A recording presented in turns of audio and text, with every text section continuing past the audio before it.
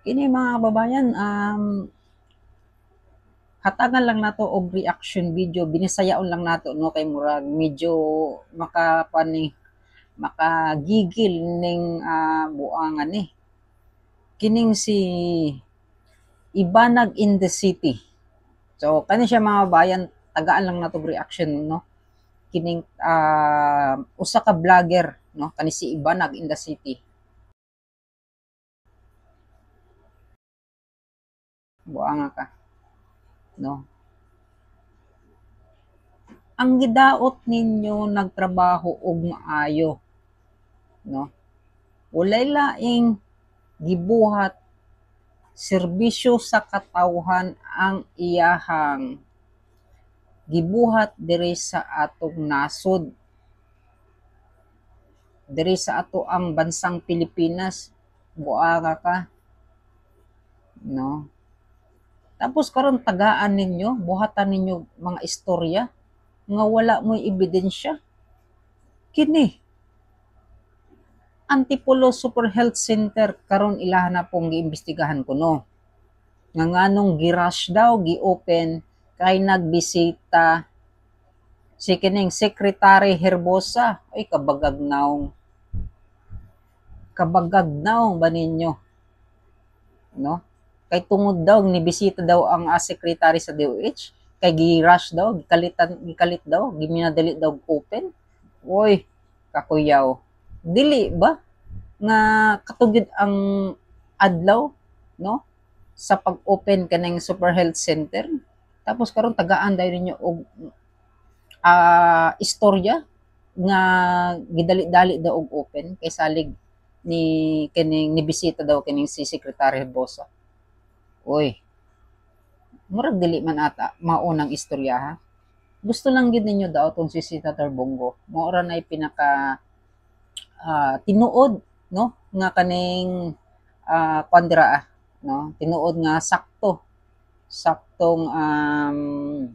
siya tawag ani um, saktong istorya dira no. Kay tungod hadna lagi may kinahadlukan ngano ka ha, or gidivert lang gid ninyo ang kaning issue sa flood control project no. Ngano matingala ka no.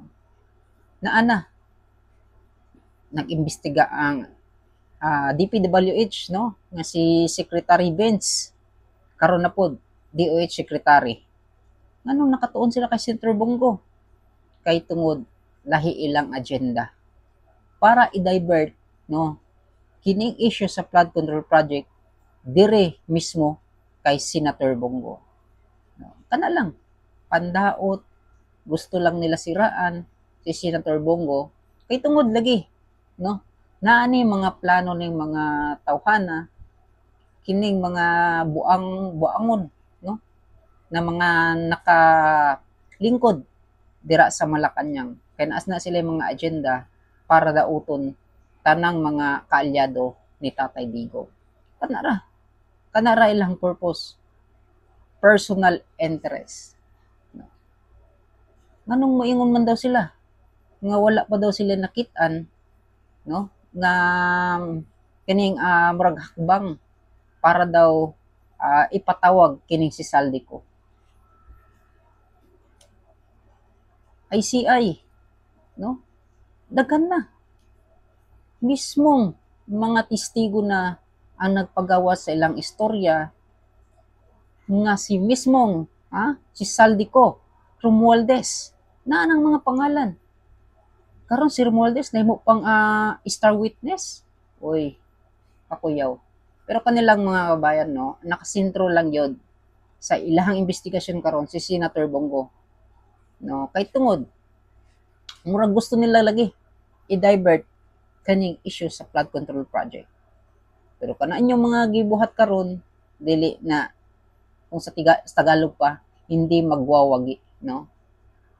Maora na sa tinuod lang mga kabayan no kaning mga tawhanan ay kanilang style karon no para lang gyud daoton ang mga kaalyado ni Tatay Digong kan araw anay lain maski unsaon kataas sa istorya isa lang gyud ang ilang gustong buhaton dauton si Senator Bongo.